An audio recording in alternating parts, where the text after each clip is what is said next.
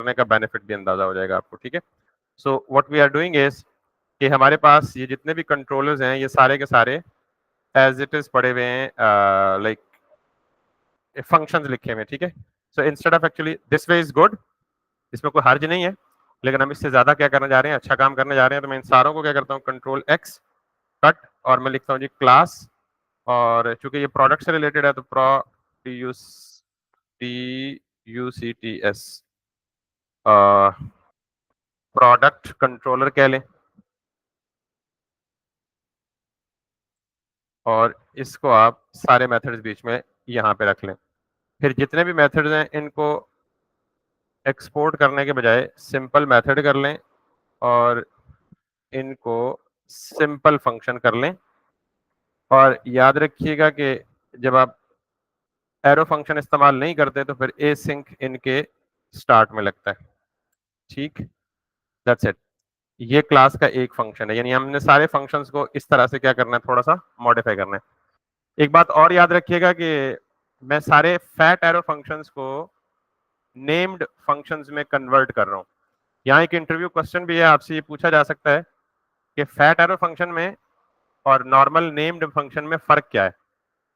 तो अगर आपको ऑब्जेक्ट ओरिएंटेड प्रोग्रामिंग पहले थोड़ी सी पढ़ी हुई है तो बहुत सारे फर्क में से एक फर्क ये है कि यानी 2 से 3 डिफरेंसेस हैं। पहला डिफरेंस यहाँ समझ आएगा आपको कि, और उसकी रीजन भी समझ आ जाएगी कि why am I converting fat arrow functions into the normal function. जब हम क्लासेस के साथ प्ले अराउंड करते हैं ना, तो जिन लोगों ने ऑब्जेक्ट ओरिएंटेड पढ़ी हुई है वहां क्लासेस में दिस का कीवर्ड एक इंपॉर्टेंट फैक्टर होता है। दिस, अगर आप लोगों में से किसी को पता है दिस का कीवर्ड क्या होता है, anybody who knows? Sir this एक पॉइंटर होता है बेसिकली। यस, दिस पॉइंटर करता क्या है, it holds the address of currently calling object, यानी कॉलर ऑब्जेक्ट का रेफरेंस स्टोर करता है दिस का वेरिएबल या दिस का कीवर्ड।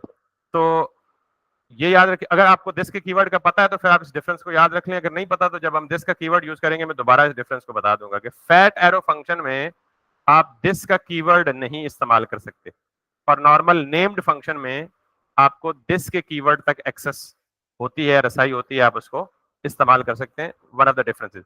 अगर ये डिफरेंस समझ नहीं है कोई बात नहीं, सिर्फ इतनी बात याद रखें कि फैट एरो फंक्शन और नॉर्मल नेम्ड फंक्शन 100% इक्विवेलेंट नहीं होते।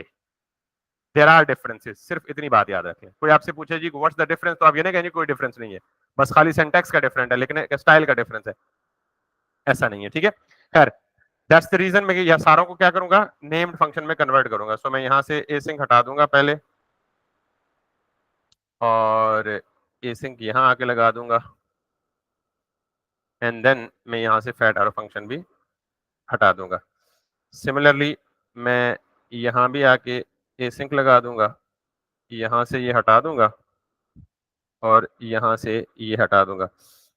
यहां भी आके मैं एसिंक लगा दूंगा, यहां से हटा दूंगा, और यहां से भी हटा दूंगा, और यहां से भी हटा दूंगा। दैट्स लाइक दिस, और यहां से भी लाइक दिस। तो ये सारी की सारी मेरी क्या बन गई है, एक क्लास बन गई इंस्टेड ऑफ एक्चुअली। अब ये क्लास कहीं इस्तेमाल नहीं हो रही, दैट्स वाई यहाँ काइंड ऑफ डिम है। तो मैं यहाँ पे से क्या करूंगा, एक्सपोर्ट डिफॉल्ट।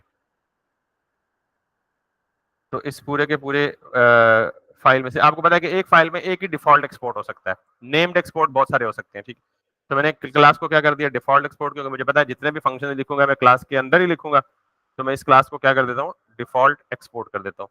अब ये एरर आएगा क्योंकि ये क्लास जहां यूज हो रही है वहां पे ये प्रॉब्लम आएगा। हम ये सर्वर को रन कर लेते हैं ताकि हमें जो भी एरर आता है साथ साथ उसकी भी इंडिकेशन मिल जाए। npm start. तो अब एरर ये है कि यहाँ से हमने प्रोडक्ट कंट्रोलर को एक्सपोर्ट किया, और जहाँ पे ये यूज हो रहा है यहाँ पे, तो यहाँ पे हम क्या करें, इसको इंपोर्ट करें, इंपोर्ट दिस फ्रॉम एक फाइल या एक फोल्डर पीछे जाए और product dot controller dot JS को इंपोर्ट कर ले। और इसके इंपोर्ट करने के बाद create product is not defined. अब ये कंप्लेन कर रहा है जी कि ये create product, get all product, इनमें से कुछ भी डिफाइंड नहीं है। ठीक है, उसकी रीजन ये है कि हमने अब सारा कुछ इस क्लास में डिफाइन कर लिया। इस क्लास का एक ऑब्जेक्ट बनाने के लिए, अच्छा वैसे अगर जिसको ऑब्जेक्ट ओरिएंटेड का बिल्कुल नहीं पता वो ये बात जान ले, पहचान ले कि class is a logical collection of methods and attributes या प्रॉपर्टीज। यानी class consist of only two things, methods and properties.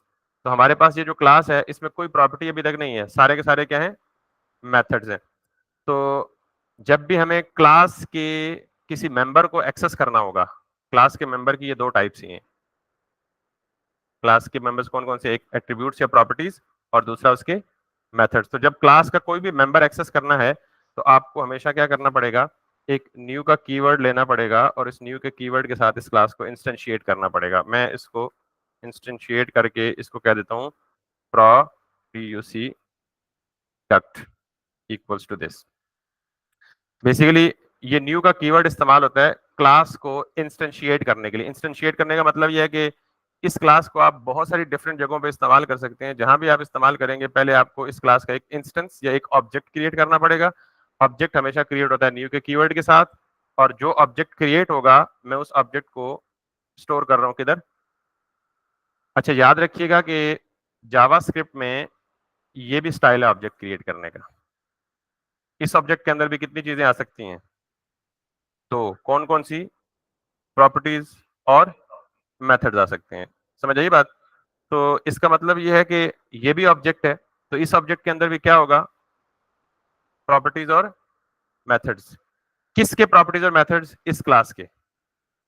समझ आई बात। तो लिहाजा आप अक्सर एक वर्ड सुनेंगे ऑब्जेक्ट लिटरल। क्या सुनेंगे, अगर आप ये करली ब्रैकेट इस्तेमाल करके डायरेक्टली ऑब्जेक्ट क्रिएट कर रहे हैं जावास्क्रिप्ट में तो इसे हम क्या कहेंगे, ऑब्जेक्ट लिटरल, और इसे हम नॉर्मल क्लास बेस्ड ऑब्जेक्ट कहेंगे। समझ आ गई बात। तो अब आपने जाहिर है इस प्रोडक्ट कंट्रोलर के अंदर से सारे मेथड को एक्सेस करना है, तो मेथड किस नाम से मौजूद है, क्रिएट प्रोडक्ट के नाम से मौजूद है ना, लेकिन वो एरर क्यों दे रहा है नीचे। उसकी वजह यह है कि अब आपने सारे के सारे मेथड को एक्सेस करना होगा product dot controller, sorry object का नेम, और ऑब्जेक्ट के नेम के बाद उस पर्टिकुलर मेथड का नाम। तो अब आप देखें कि वो पहला एरर हट गया है। अब उसने कहाँ एरर दिया है, दूसरे नंबर पे एरर दिया कि गेट ऑल प्रोडक्ट्स, यानी पहले पे एरर नहीं दिया उसने।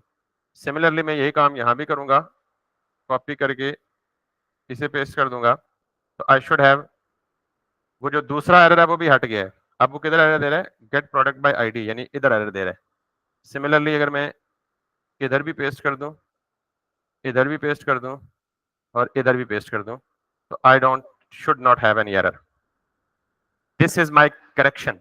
ये काम करने की अटेम्प्ट पहले भी की थी लेकिन I forgot to do that somehow कि जी हमने इसका ऑब्जेक्ट नहीं क्रिएट किया था और आप क्लास लेवल, क्लास के डाटा मेंबर्स को और मेंबर फंक्शंस को। अच्छा ये मैं दो तीन नाम ले चुका हूं एक ही चीज के।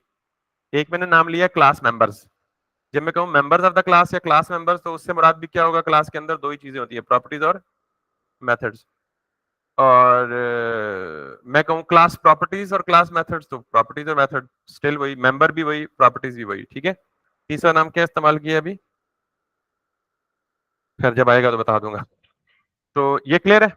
अब इससे फायदा क्या होगा कि जब भी हम क्लासेस बनाएंगे आगे जाके तो हमारे पास उस तरह की कॉम्प्लेक्सिटी, वो लॉन्ग लिस्ट ऑफ इंपोर्ट्स नहीं आएगी। मे बी यहाँ हमारे पास इस कंट्रोलर की फाइल में 10 फंक्शन होते हैं, 12 फंक्शन होते हैं, 13 फंक्शन होते हैं यूटिलिटीज के। तो हम सारे के सारे फंक्शंस को करना होता है, हमें इंपोर्ट करना होता है बार बार।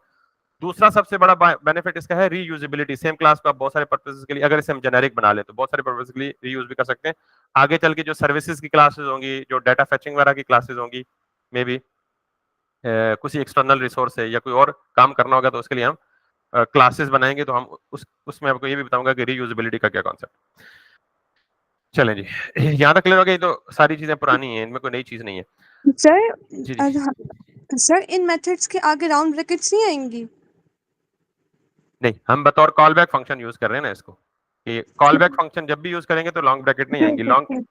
ठीक है, तो अब हमने करना ये था लास्ट टाइम के लिए कि हमारे पास जितने भी हमने एंड पॉइंट्स क्रिएट किए थे, हर एंड पॉइंट को जब रिक्वेस्ट आती थी तो वो एंड पॉइंट कोई ना कोई डेटाबेस का ऑपरेशन परफॉर्म करता था। हमने सारे ऑपरेशन कंप्लीट कर लिए थे करेक्ट, यानी create, read, update and delete. लेकिन वो आइडियल केस था कि हमारे पास जब कोई भी एरर ना आए तो वो ठीक चलता था, लेकिन जरा भी कोई ऊंच नीच हो जाए तो फिर हमारा सर्वर क्या हो जाता था, पूरा का पूरा क्रैश हो जाता। तो हमने सर्वर को क्रैश होने से बचाना है सबसे पहली बात, और दूसरी बात यह है कि हमने अच्छी सी प्लानिंग करके इसको करना है। मैं इन सारों को क्या कर देता हूँ, क्लियर ऑल।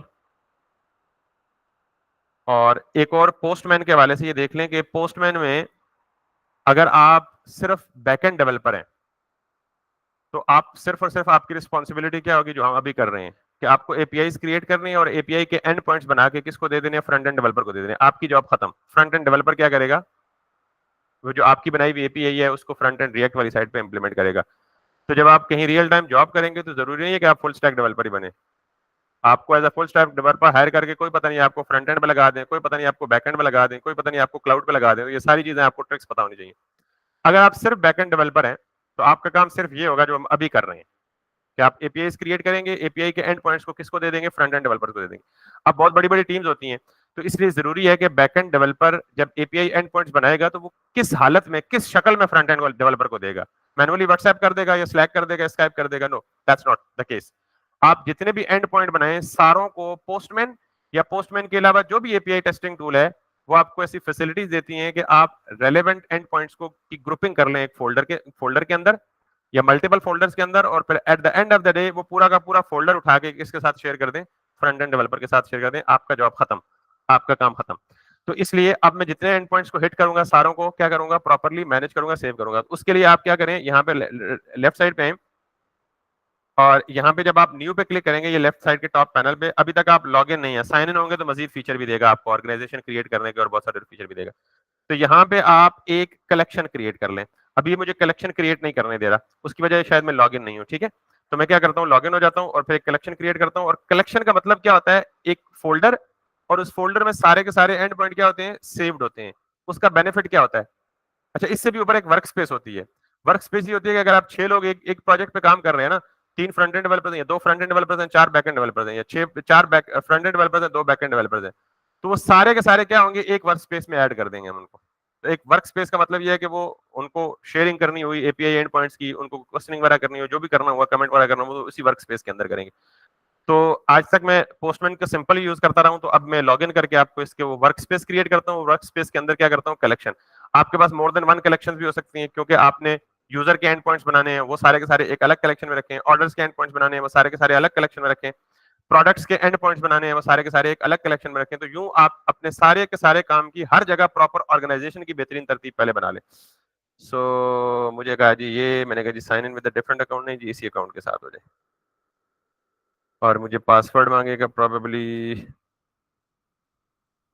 अगर मुझे याद है करेक्टली तो।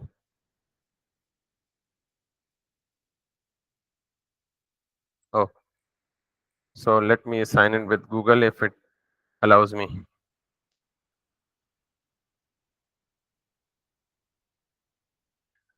ये आपको ऑथेंटिकेशन के लिए ऑनलाइन ले जाएगा, और ऑथेंटिकेशन डन हो जाएगी तो वापस लोकल पे ले आएगा। ठीक है, so don't worry to do that. क्या चीज,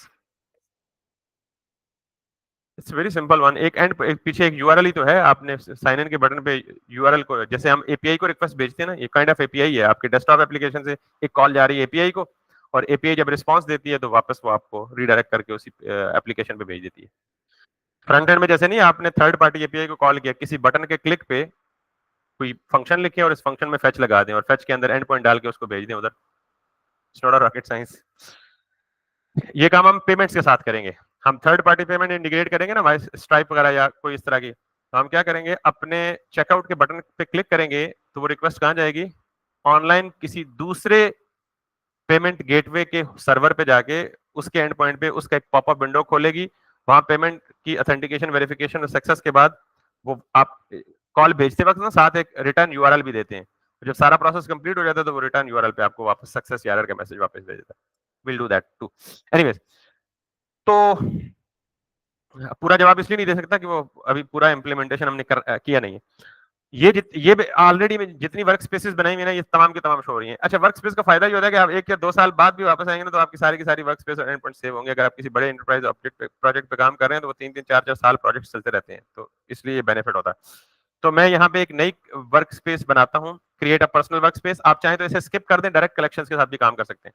मैं क्रिएट अ वर्क स्पेस बनाता हूँ, और इस वर्क स्पेस का नाम दूंगा कोई ना कोई, और वो नाम मुझे पहले देना था, लेकिन अब ये पर्सनल वर्क स्पेस उसने किस नाम से सेव किया है, यहाँ पे आप पर्सनल वर्क स्पेस की जगह क्या नाम दे दें, लेट सपोज मन बी नंबर 14, ठीक है जी। तो अब आपने जितने, ये आपकी बन गई एक वर्क स्पेस, ठीक है, इसको मैं कर देता हूं क्लोज। इस वर्क स्पेस को सेलेक्ट करते हुए अब आप कर सकते हैं कलेक्शंस क्रिएट। तो कलेक्शंस क्या होती है, बेसिकली मैंने कहा एक फोल्डर की तरह होता है, एक वर्क स्पेस में मल्टीपल कलेक्शंस हो सकती है, कलेक्शन इज अ फोल्डर, और उस कलेक्शन के अंदर क्या होगा, मल्टीपल एंड पॉइंट्स आप सेव करेंगे। कैसे, अभी दिखाता हूं। मैं यहाँ पे जाता हूँ, यहाँ मैं किस वर्क स्पेस के अंदर हूँ, वर्क स्पेस चेंज करनी है तो यहाँ देख लें, ये तमाम की तमाम वर्क स्पेसेस यहाँ पे हैं। मिसाल के तौर पर मैं किसी पिछली वर्क यूट्यूब एपीआई डाटा, इसमें मैं क्लिक करता हूँ तो मेरी ये सारी की सारी ये नई वर्क स्पेस है, यूट्यूब डाटा एपीआई की वर्क स्पेस है, उसके अंदर ये कलेक्शन है, एक कलेक्शन के अंदर कितने एंड पॉइंट्स हैं, 3, दूसरी कलेक्शन के अंदर कितने एंड पॉइंट्स हैं, 3, इस तरह से ये मैनेज होता है। तो अभी मैं किस वर्क स्पेस पे जा रहा हूँ, लेट मी डू दैट, जो अभी क्रिएट की है मन बैच 14, इसके अंदर एक कलेक्शन है, कलेक्शन में यहाँ पे मैं कहता हूँ जी ब्लैंक कलेक्शन बनानी है मुझे, तो मैं ब्लैंक कलेक्शन बना के इस कलेक्शन का भी कोई नाम दे दूं, ठीक है, न्यू कलेक्शन की जगह मैं क्या नाम दे दूं, प्रोडक्ट्स, क्योंकि मेरे पास ऑर्डर्स की, यूजर्स की बहुत सारे कलेक्शन हैं, तो इस प्रोडक्ट्स की कलेक्शन के अंदर सारे के सारे एंड पॉइंट किससे रिलेटेड होंगे, प्रोडक्ट से रिलेटेड होंगे। ये कलेक्शन बन गई, इस कलेक्शन में एंड पॉइंट बनाने के लिए यहाँ पे क्लिक करें, और यहाँ पे जाके एक, ये बल्कि उधर क्लिक करने की जरूरत नहीं है, इधर ही है, the collection is empty, add a request. तो मैंने इस ऐड अ रिक्वेस्ट पे क्लिक किया, तो पहली रिक्वेस्ट कौन सी डालना चाहता हूँ, यहाँ पे नाम लिख लें, प्रोडक्ट का नाम लिख लें जी, मिसाल के तौर पे मैं कहता हूँ जी गेट ऑल, रिक्वेस्ट के मीनिंगफुल नाम रखेंगे ताकि आपको बाद में यहाँ फोल्डर के अंदर उस नाम से पता लग जाए। ये न्यू रिक्वेस्ट है ना, जो मैं इंटर करूंगा तो इसका नाम क्या पड़ जाएगा, जो मैंने यहाँ नाम स्पेसिफाई किया, गेट ऑल प्रोडक्ट्स, और पीछे इसकी टाइप भी बता रही होगी।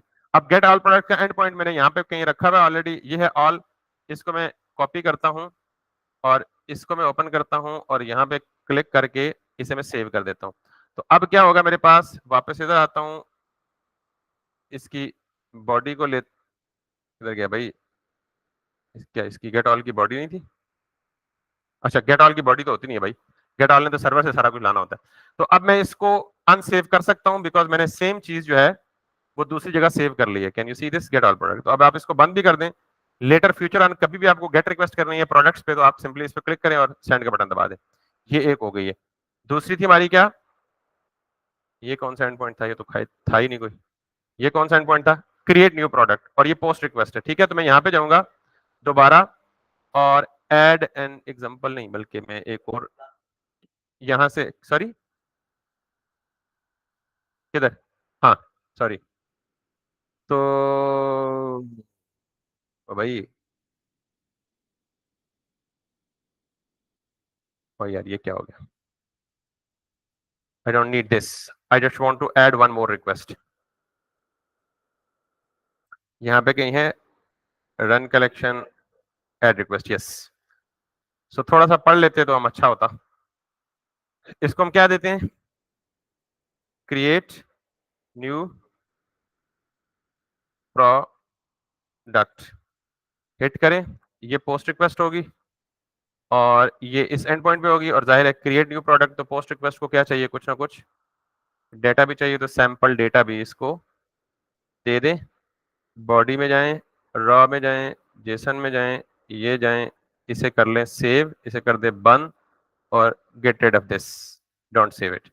तो एक कलेक्शन में 2 एंड पॉइंट्स ऐड हो गए हैं। इसको नहीं, कलेक्शन को डिलीट करने के लिए रिक्वेस्ट सर्वर पे नहीं भेजेगा, डाटा डाटा डिलीट करने के लिए रिक्वेस्ट सर्वर पे भेजेगा, जाहिर है वो तो हमने सर्वर एंड पे लॉजिक लिखी हुई है ना पहले।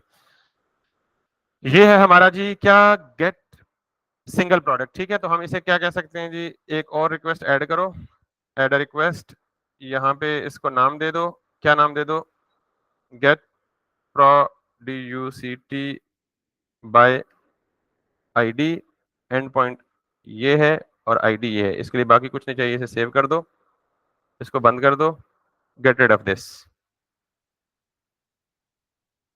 सिमिलरली यहाँ पे क्या चाहिए, पुट चाहिए, तो इसको ये करो, अच्छा ऐड रिक्वेस्ट यहाँ से भी डाल सकते हैं सिंपल क्लिक करके, ठीक है, लेकिन इसके नेमिंग वगैरह में फिर आपको मसला हो सकता है, लिहाजा आप यहाँ पे जाएं और ऐड रिक्वेस्ट डालें, नेम में अपडेट प्रोडक्ट, और यहाँ पे ये करें, पुट करें। और आपको और मुझे दोनों को पता है कि पुट में दो चीज़ें चाहिए, बॉडी भी चाहिए और आईडी भी चाहिए, लिहाजा इसकी आईडी तो है, बॉडी में जाके, रॉ में जाके, जेसन में जाके ये कर लें, कंट्रोल एस सेव, इसको भी बंद कर दें और get rid of this too. और आखिरी चीज़ डिलीट है, तो आप यहाँ पे जाएं, ऐड रिक्वेस्ट करें और ये करें, इसको डिलीट करें, और डिलीट में सिर्फ आपको आईडी चाहिए। इसको करें ये DELETE DUCT, enter, save, close, close, don't save. तो अब आप देख लें ये सारा साफ सुथरा एनवायरनमेंट हो गया। आपकी वर्क स्पेस है मन बैच 14, इसके अंदर एक ही कलेक्शन पड़ी हुई है और एक ही कलेक्शन के अंदर आपके सारे के सारे एंड पॉइंट्स हैं। अगर गेट प्रोडक्ट चाहिए तो ये कर लें, क्रिएट न्यू प्रोडक्ट चाहिए तो ये कर लें,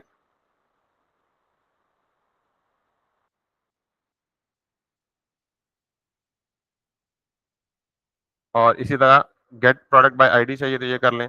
तो ये इससे फायदा क्या होगा कि फ्यूचर में अगर आपको ये पूरी की पूरी कलेक्शन किसी से शेयर करनी होगी तो यहाँ पे आप जाएं, शेयर में जाएं, और यहाँ पे उस बंदे को एज एन एडिटर बनाएं कि वो एडिट कर सके या व्यू कर सके, create team work space and move on, और ये बहुत सारे ऑप्शन है।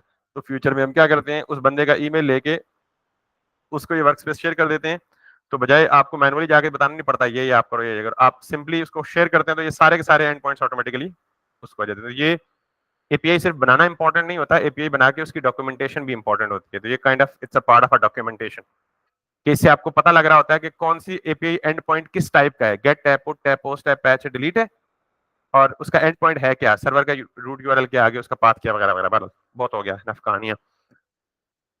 तो हमारी ये ऑर्गेनाइजेशन भी बेटर हो गई। अब हम करते हैं और चलते हैं और एक एरर क्रिएट करते हैं, और एरर क्रिएट करने से पहले मैं आपको कुछ चीजें बताना चाहता हूं related to the schema, because that is important too. आज तक हमने जो स्कीमा बनाया ना वो बहुत ज्यादा सिंपल है और सादा है। रियल टाइम में हम ना कुछ वैलिडेशंस लगाते हैं अपने डेटा पे। मिसाल के तौर पे what if I send an empty title here, तो कोई ऐसा प्रोडक्ट हो सकता है जिसका टाइटल ना हो? होना ही नहीं चाहिए, पॉसिबल ही नहीं है। We should never allow anybody to save the data of the product without the title, या विदाउट प्राइस, यानी आपने प्रोडक्ट डाला, प्राइस नहीं डाली, हाउ इज इट पॉसिबल? या विदाउट कैटेगरी, आपने प्रोडक्ट डाला है, कैटेगरी नहीं डाली, वो अनकैटेगराइज्ड फील्ड में जाएगा और वो पता नहीं पब्लिक को शो होगा भी या नहीं होगा। तो इसलिए आप एपीआई लेवल पे कुछ वैलिडेशंस लगाते हैं। क्या लगाते हैं? कुछ वैलिडेशंस लगाते हैं कि कौन सा डेटा होना चाहिए, कौन सा डेटा रिक्वायर्ड है, कौन सा डेटा मैंडेटरी है, किस, अच्छा फिर टाइटल में कोई बंदा अननेसेसरी 300-400 कैरेक्टर डमी डाल दे तो हमें एक लेंथ स्पेसिफाई करनी चाहिए, या वो कोई पूरा का पूरा गूगल से कॉपी मारे, पैराग्राफ छापा मारे 1000 लाइनों का, वो उठा के टाइटल में डाल दे, that's kind of a meaningless. So we have to make sure, या फिर प्राइस की जगह कोई नंबर की जगह स्ट्रिंग डाल दे, तो अभी तो कुछ भी कोई पूछ-गछ नहीं है ना, जो मर्जी जिधर से आए उठा के डेटाबेस में भेज देगा। तो अब हमने क्या करना है, डेटाबेस में इंफॉर्मेशन को सेव करने से पहले उस इंफॉर्मेशन को वैलिडेट करना है कि क्या करेक्ट और वैलिड इंफॉर्मेशन जो हम चाह रहे हैं वही आ रही है या नहीं आ रही। अगर वो नहीं आ रही तो उसे क्या कर दो, एरर थ्रो कर दो, रिजेक्ट कर दो, वापस भेज दो, वगैरह वगैरह। तो ये जो एपीआई की वैलिडेशन, अच्छा एक वैलिडेशन है जो फ्रंट एंड में लगती है, एक वैलिडेशन है जो, अगर आप फ्रंट एंड का आपके जहन में हो, याद हो, तो हमने फ्रंट एंड पे भी वैलिडेशन लगाई थी, स्कीमा बेस्ड वैलिडेशन, यप को इस्तेमाल करके। तो अगर आपको स्कीमा बेस्ड वैलिडेशन का पता है तो ये आपके लिए बहुत सिंपल हो जाएगी, तकरीबन सिमिलर है। तो ये जो वैलिडेशन हम लगाएंगे ये भी कहां लगाएंगे, स्कीमा पे लगाएंगे। तो स्कीमा किसके जरिए हम बना रहे हैं, मोंगूज के जरिए। तो वैलिडेशन भी, या वैलिडेशन के रूल्स भी कहां, कौन बताएगा हमें, मोंगूज ही बताएगा। तो हम यहाँ पे जाते हैं और यहाँ पे जाके हम लिख देते हैं जी मोंगूज, और अगर मोंगूज की ऑफिशियल वेबसाइट ओपन करें, डॉक्स में जाएं, तो यहाँ पे कौन सा सेक्शन ढूंढेंगे आप, वैलिडेशन का। टाइप्स नहीं ना, टाइप्स इज समथिंग डिफरेंट। जब आप वैलिडेशन का ले जाएंगे तो हो सकता है आपको कुछ समझ ना आए, ठीक है, लेकिन मैं समझाता हूँ आपको बड़े सिंपल तरीके से, समझ आ जाएगा अगर आप थोड़ा सा और से पढ़ें। तो याद रखिए कि हम एपीआई में अभी तक सिर्फ क्या बता रहे हैं कि कौन सी फील्ड होगी और उसकी कौन सी डेटा टाइप होगी। अगर मैं डेटा टाइप हटा के इसको एक ऑब्जेक्ट दे दूं, तो इस ऑब्जेक्ट में मैं पूरा का पूरा स्कीमा डिफाइन कर सकता हूँ। सॉरी, स्कीमा नहीं, रूल्स डिफाइन कर सकता हूँ स्कीमा के। मिसाल के तौर पे पहला ये कि इसकी टाइप कौन सी होनी चाहिए, तो मैं यहां पे लिख सकता हूँ स्ट्रिंग। पहले मैं क्या लिख रहा था, डायरेक्ट स्ट्रिंग उसके सामने। अब मैं उस ऑब्जेक्ट में बाकी रूल भी स्पेसिफाई करना चाहता हूँ, सिर्फ टाइप ही स्पेसिफाई नहीं करना चाहता हूँ। फिर मैं अगला चाहता हूँ जी कि ये जो स्ट्रिंग है इसकी जो मिनिमम लेंथ है वो कितनी होनी चाहिए, मैक्सिमम लेंथ कितनी होनी चाहिए, ठीक, वगैरह वगैरह। तो ये सारे रूल्स आपको कहां से मिलेंगे, आपको यहां से आके मिलेंगे। अगर आप ये देखें तो ये कह रहा है एक्स, एक्स की टाइप क्या, नंबर। उसने कहा जी कि min 6, ये नंबर। तो बहुत सारे रूल्स हो सकते हैं। हम जो कुछ बेसिक्स है ना पहले उनको डिस्कस करते हैं, फिर हम एडवांस की तरफ जाएंगे। ये स्ट्रिंग है और इनम है और ब्रेकफास्ट है और कस्टम वाली डेटा भी लगा सकते हैं, बहुत सारा कुछ कर सकते हैं। जो चीज मैं ढूंढ रहा हूँ अगर वो मुझे मिल जाए तो आई कैन शो यू, और अगर नहीं मिलेगी तो फिर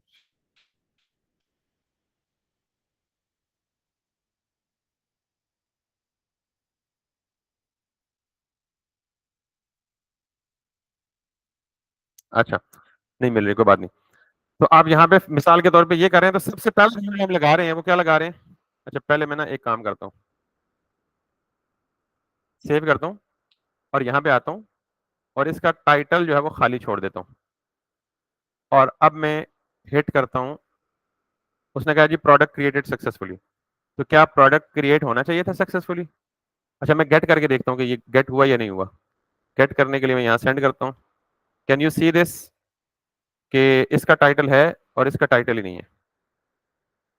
तो ये तो एक फ्लॉ हो गया ना, हमारे डेटाबेस में कोई भी प्रोडक्ट बगैर टाइटल के नहीं आना चाहिए। तो पहला रूल जो हमने लगाना है बड़ा सिंपल सा, मैं यहाँ पे लगाऊंगा रिक्वायर्ड और इसको बोल दूंगा ट्रू। इसे सेव करूंगा और वापस जाऊंगा अब। तो अब दोबारा मैं क्रिएट न्यू प्रोडक्ट करूंगा विद एम्प्टी टाइटल, तो ये कुछ गड़बड़ कर देगा। इसका मतलब है अगर रिस्पॉन्स नहीं आ रहा तो सर्वर के ऊपर कोई गड़बड़ हो चुकी है। और अभी तक चूंकि हमने एरर हैंडलिंग नहीं की तो गड़बड़ क्या है, सर्वर क्रैश हो गया। तो अब अगर हम यहाँ पे जाएंगे तो can you see this, our server got crashed. और क्रैश में उसने क्या दिया है जी, कि सबसे इंपॉर्टेंट चीज जो आपको देखनी है वो ये देखनी है कि एरर तो आया ही आया है, लेकिन उस एरर की टाइप क्या है। इससे पहले कौन सी टाइप पढ़ी थी आपने, कास्ट एरर। तो दो टाइप्स हो गई ना।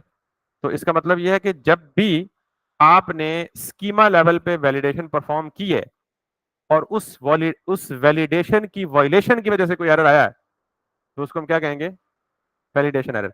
कास्ट एरर किस वजह से था, कि आपने मोंगूज की आईडी को मैनिपुलेट किए, कि उसकी आईडी करेक्ट शेप में नहीं थी, तो वो कास्ट एरर था।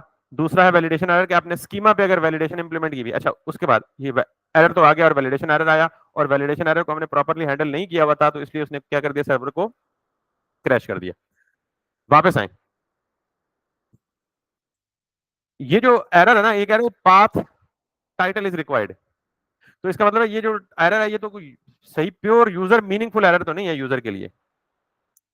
और यहाँ भी क्या कह रहा है, प्रोडक्ट वैलिडेशन फेल्ड। वो ये नहीं बता रहा भाई किस किस फील्ड की वैलिडेशन फील्ड है। तो हम कोशिश करते हैं कि जो मैसेजेस है ना जो यूजर को आएंगे, एरर तो आना कॉमन है, लेकिन जो एरर मैसेज क्रिएट करें ना वो भी मीनिंगफुल क्रिएट करें ताकि यूजर को वो प्रेजेंटेबल हो। तो यहाँ एक छोटा सा मोंगूस देता है, बजाय इसके ट्रू रखने के यहाँ पे एक अरे दें और ट्रू दे के सेकंड पैरामीटर में वो मैसेज दें कि अगर ये वायलेशन होती है तो मैसेज क्या है, please provide the title. Now अब मैं इसको रिफ्रेश करूंगा, सर्वर इज कनेक्टेड बैक, और अब दोबारा वायलेशन करूंगा, दोबारा एरर आएगा, और दोबारा एरर आने के बाद उसने मुझे मैसेज क्या दिया, प्लीज प्रोवाइड द टाइटल। तो इसका मतलब है कि हम इस एरर मैसेज जो हम देना चाहते हैं उनको यूं कस्टमाइज कर सकते हैं। तो इसके बाद ये तो एक रूल है। अब हम ये चाहते हैं कि मल्टीपल रूल्स अप्लाई करें। जैसे मैंने कहा जी कि इसकी जो मिनिमम लेंथ है वो कितनी होनी चाहिए, इसकी मैक्सिमम लेंथ कितनी होनी चाहिए, और अगर मिनिमम लेंथ वायलेट हो तो कौन सा एरर दे, मैक्सिमम लेंथ वायलेट हो तो कौन सा एरर दे। तो एक फील्ड पे बहुत सारी वैलिडेशंस क्या कर सकते हैं आप, लगा सकते हैं। Let's see, the bad thing is कि मुझे रूल्स के नाम ही नहीं याद, तो मैं मिन लेंथ कर लेता हूँ। Yes, this is what I wanted.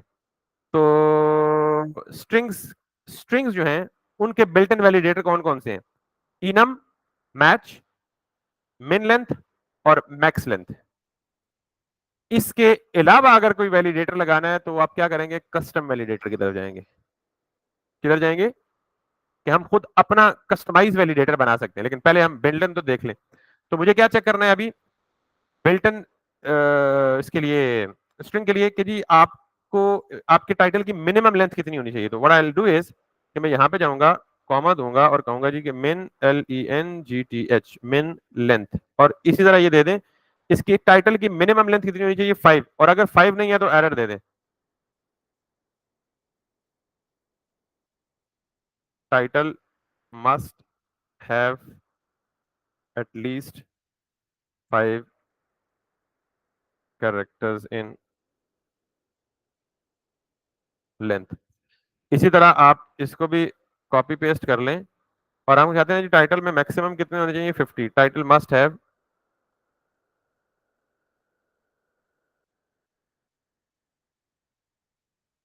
50 characters less than 50 characters in length. ठीक हो गया। तो ये आगे, अब हम दोबारा जाके टाइटल को खाली नहीं छोड़ते, बल्कि मिनिमम और मैक्सिमम लेंथ को वायलेट करते हैं। Sorry, yes. तो वापस आते हैं यहाँ पे, तो मैं, ये मैन है, तो मैन इज लेस देन 2 4, ये 5 से लेस है, तो मैं इसको हिट करता हूँ। Once again server is not responding, इसका मतलब है समथिंग गॉट रॉन्ग, और वो क्या है, title must have at least 5 characters in length. तो आई एम सपोजिंग कि दूसरा वाला भी चलेगा, मैक्स वाला भी चलेगा। ठीक है। सो इस तरह जितने भी स्ट्रिंग के बिल्ट इन रूल्स हैं वो सारे के सारे दे सकते हैं। और अगर कोई बिल्ट इन रूल नहीं है तो फिर आप कस्टम वैलिडेटर लिखेंगे। कस्टम वैलिडेटर आगे चल के बताता हूँ क्या होता है। इसी तरह जी नंबर में, अब नंबर के लिए भी प्राइस में मैं यहाँ पे जाऊंगा, इसको लिखूंगा जी टाइप, और इसको लिखूंगा, क्योंकि देखें हमने बेसिकली पढ़ना था ग्लोबल एरर हैंडलिंग, तो पहले एरर तो प्रोड्यूस हो, फिर एरर हैंडलिंग पढ़ेंगे ना। तो अब हम क्या कर रहे हैं, पहले एरर्स प्रोड्यूस कर रहे हैं, फिर हम उन एरर्स को ग्लोबली हैंडल करेंगे ग्रेसफुली। इसमें जाएं, तो मैं चाहता हूं कि प्राइस की मिनिमम और मैक्सिमम सेट कर दूं। तो प्राइस की मिनिमम के लिए मेन का फंक्शन अवेलेबल है, और मेन का मतलब मिनिमम वैल्यू कितनी होनी चाहिए प्राइस की। तो मैं कहता हूं कोई भी चीज 100 से कम नहीं होगी, प्लीज सेट 100 और मोर एज मिनिमम प्राइस, और यहां पे जाके इसको कॉपी पेस्ट करके मैक्स कर दें, और इसे कर दें जी 10,000। 10,000 और लेस एज मैक्स प्राइस। ये हो गया। इससे प्राइस की वैल्यू अगर कोई जानबूझ के भी नेगेटिव देना चाहेगा या लेस देन 100 देना चाहेगा तो दैट वुड बी प्रिवेंटेड। और ये रिक्वायर्ड फील्ड है, यानी इस फील्ड को छोड़ के नहीं जा सकते आप। ठीक है। REQUIRED,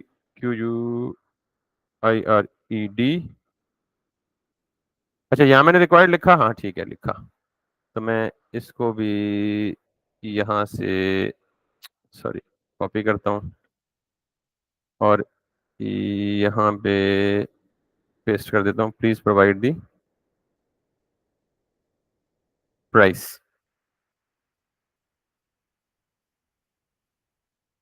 ठीक है जी। सो अब अगर मैं प्राइस नहीं देता, प्राइस की जगह नल सेट करता हूँ, तो ये मुझे देगा जी कुछ ना कुछ गड़बड़। और वो क्या गड़बड़ होगी, लेट्स सी, REQUIRED, कोई स्पेलिंग तो नहीं गलत लिखे मैंने। अच्छा ये दे रहा है, प्लीज प्रोवाइड द प्राइस। और अगर मैं प्राइस देता हूं 10 which is cancel, which is less than 100, और फिर जो एरर मेरे पास आएगा वो आएगा, अच्छा ये दो एरर दे रहा है इकट्ठे, एक तो टाइटल के 5 कैरेक्टर से ऊपर होगा,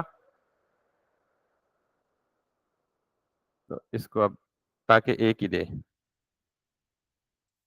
उप्स,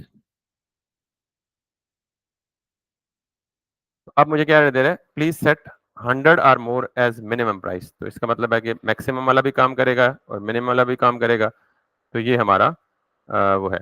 इसी तरह आप डिस्क्रिप्शन का दे दें, अगर आप चाहते हैं, डिस्क्रिप्शन वैसे ऑप्शनल होती है, लिहाजा डिस्क्रिप्शन को एज इट इज रहने दें। और अगला है कैटेगरी। अब हमें पता है कि हमारे प्रोडक्ट्स की कैटेगरी जो है वो लिमिटेड होंगी, यानी कैटेगरीज पहले से डिफाइंड होती हैं, प्री डिफाइंड होती हैं, या आप वेरिएंट कह लें, प्रोडक्ट के वेरिएंट, तो वेरिएंट भी पहले से प्री डिसाइडेड होते हैं, जैसे किसी कोई शर्ट वगैरह है तो उसका स्मॉल वेरिएंट है, लार्ज वेरिएंट है, एक्स्ट्रा लार्ज है, या XXL, डबल XL है। तो एक एक यहाँ पे वैलिडेशन टाइप होती है जिसे हम बोलते हैं इनम।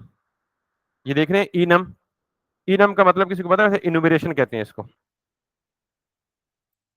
इनुमरेशन का मतलब ये है,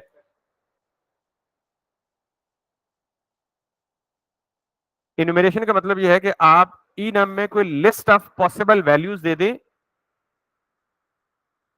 तो स्कीमा ये मेक श्योर करेगा कि जो इनकमिंग वैल्यूज है वो सिर्फ उन्हीं लिस्ट में से कोई एक वैल्यू आ रही है, उससे एक्स्ट्रा कोई भी नहीं है। मिसाल के तौर पे आप किसी भी यूजर के केस में आप जेंडर लेंगे, तो आपको पता है जेंडर के केस में पहले से प्री फिक्स्ड है कि जेंडर कितने होते हैं, 2, सम वेबसाइट पे 3 होते हैं, अदर्स के लिए तो मैक्सिमम 3 होते हैं, या मेल या फीमेल या अदर, इससे ज्यादा नहीं हो सकते। तो इसका मतलब जेंडर की प्री डिसाइडेड वैल्यूज है कि इन्हीं तीनों में से आना है, इसके अलावा किसी ने नहीं आना।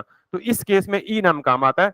कि मैं मिसाल देता हूं, यहाँ पे कैटेगरीज के केस में हमारा है, तो हम क्योंकि हमने ई नम पढ़ना है, मैं यहाँ पे कहता हूँ जी कि 5 हो गए हैं, उफ माय गॉड, मुझे सिर्फ 2 मिनट मिलते हैं, तो मैं यहाँ पे कहता हूँ जी इसकी जो टाइप है that should be a string, और इसका जो ई नम है, ई नम का मतलब है इन्यूमरेशन, तो ई नम में आप लिस्ट ऑफ पॉसिबल वैल्यूज दे दें। अब अगर ये यूजर की डिटेल कलेक्ट कर रहे हैं, इधर आ जाए बेटा इधर, अगर ये यूजर की डिटेल कलेक्ट कर रहे हैं तो ई नम में हम क्या देंगे, 3 स्ट्रिंग्स दे देंगे कि मेल, फीमेल और अदर।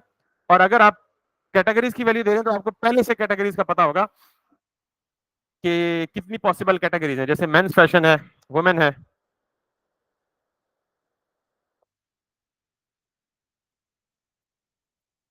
इसी तरह वॉचेस हैं।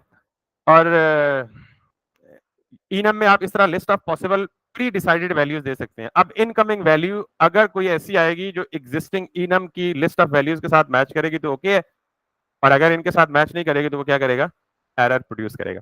ये इनम वाला काम, और इससे आगे इंशाल्लाह मैं नेक्स्ट क्लास में पढ़ाऊंगा। I am sorry, I didn't realise कि मैं 7 मिनट ऑलरेडी ऊपर ले चुका हूं, बट आई ऑल्सो रियलाइज कि मैं आपकी क्लास भी 20 मिनट लेट स्टार्ट की थी, तो दोनों क्लासेस जो बैठी उनसे सॉरी बोलता हूँ। इंशाल्लाह नेक्स्ट क्लास में हम इसको कंप्लीट करेंगे, और ना सिर्फ इसको कंप्लीट करेंगे बल्कि ये तकरीबन कंप्लीट हो चुका है, सिर्फ एक कस्टम वैलिडेटर बताना है आपको, और साथ ही में हम ग्लोबल एरर हैंडलिंग, क्योंकि हमें पहले ग्लोबल एरर हैंडलिंग से पहले जरूरी था कि हम एरर को प्रोड्यूस करना सीखें।